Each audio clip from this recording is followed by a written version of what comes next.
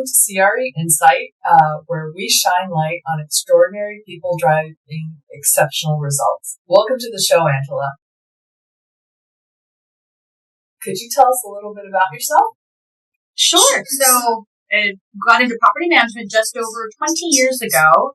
I got into multifamily property management and spent a few years there. Went into commercial property management, spent the next 20 years more or less there. More recently, I was with Link Logistics, where I was overseeing their Southwest operations for about 65 million square feet of logistics centers in the Southwest. And then thought it was time to try something new and different. So just over a year ago, decided to go into agency recruiting, and that also allows me to do consulting as well.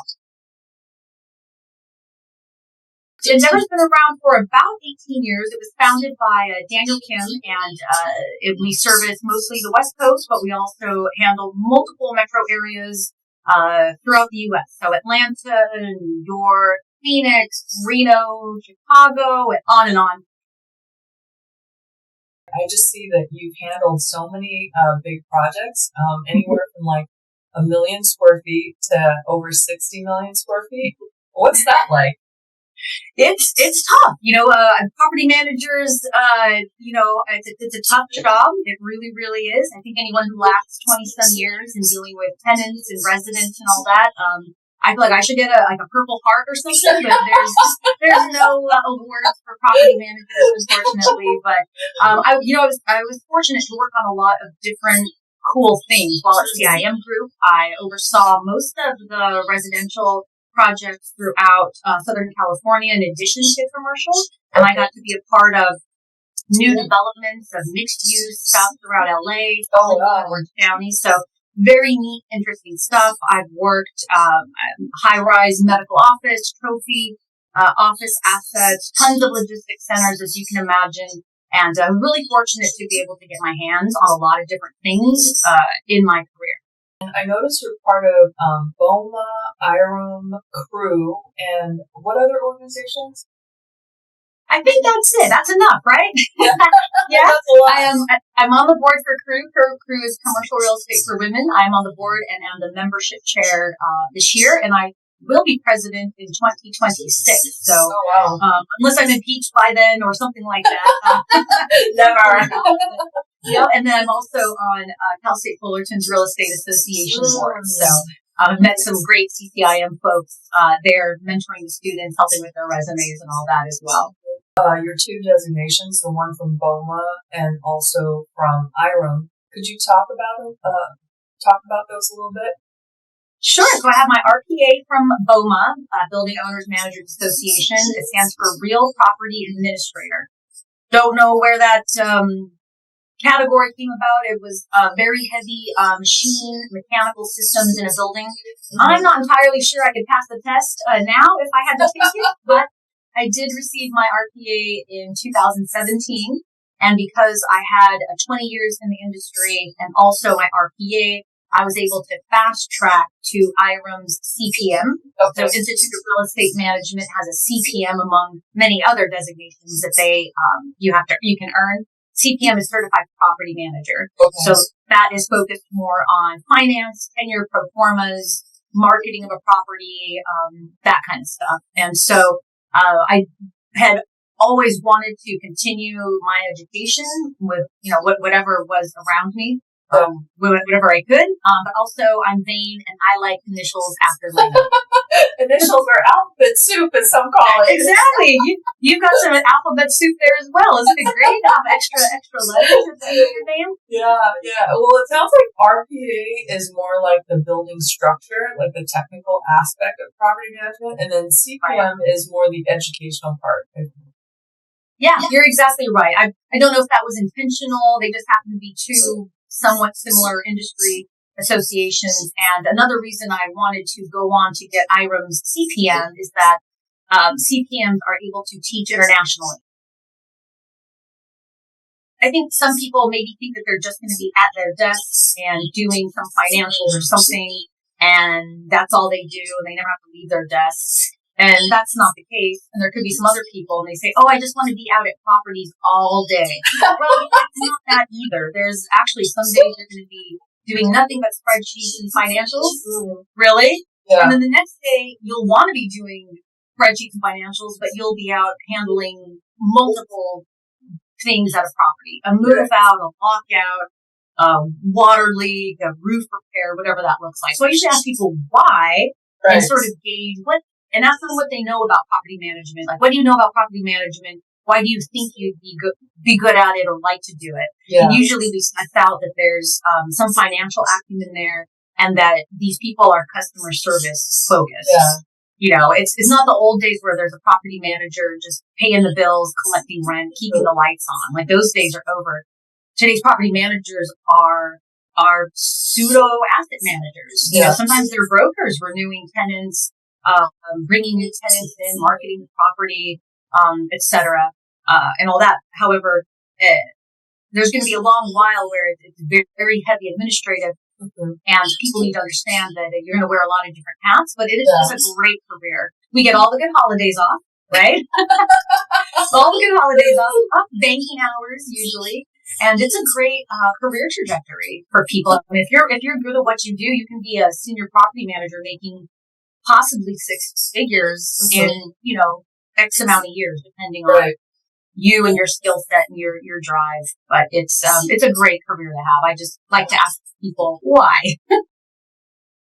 That's probably why people get so much out of IRM and BOMA. Besides the, wine at the events, there's actually all this, camaraderie and collaboration and funness with property managers. And so I think they really lend themselves towards a more collaborative environment. And another reason why I'm involved with both IRM and BOMA, because they're just so they provide a lot to property managers that necessarily property managers would be getting from their normal job of dealing with tenants every day. I also think when property owner or portfolio manager, asset manager, whatnot, is hiring a property management company, it's really, I'm going to use an antiquated word, your Rolodex. You know who the most effective vendors are. Who's going to get the job done and who's actually going to fix it, and make a difference. So I think that's really important too. Oh, absolutely. And that's another great thing about some of these industry associations. I'm sure you have your own powerful networking, avenues with CCIM, but BOMA is Building Owner Manager Association and IRM is Institute of Real Estate Management.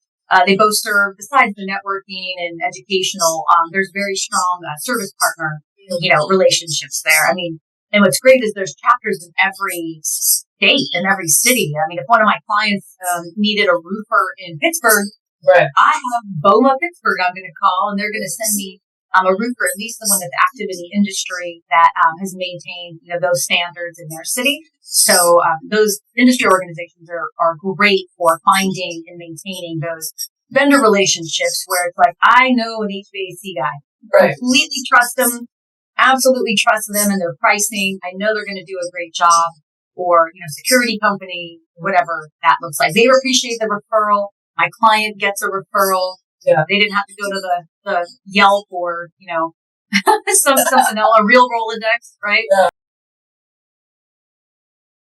And then imagine if the property sold and then a year later they receive a large supplemental tax bill or something, or there was a lot of capital done at the property, so now they're going to be paying for those amortizations. And that's why I think it's important to educate, and that's why I do so much with IRM and BOMA, and I've been teaching that class actually for IRM or BOMA for LA and Orange County for 12 years or so. Oh, wow. But the better that a property manager and even a broker can explain it in the beginning or actually within their tenancy, it just makes everyone's lives easier because the tenant won't feel taken advantage of, even though it's totally legitimate expenses, obviously.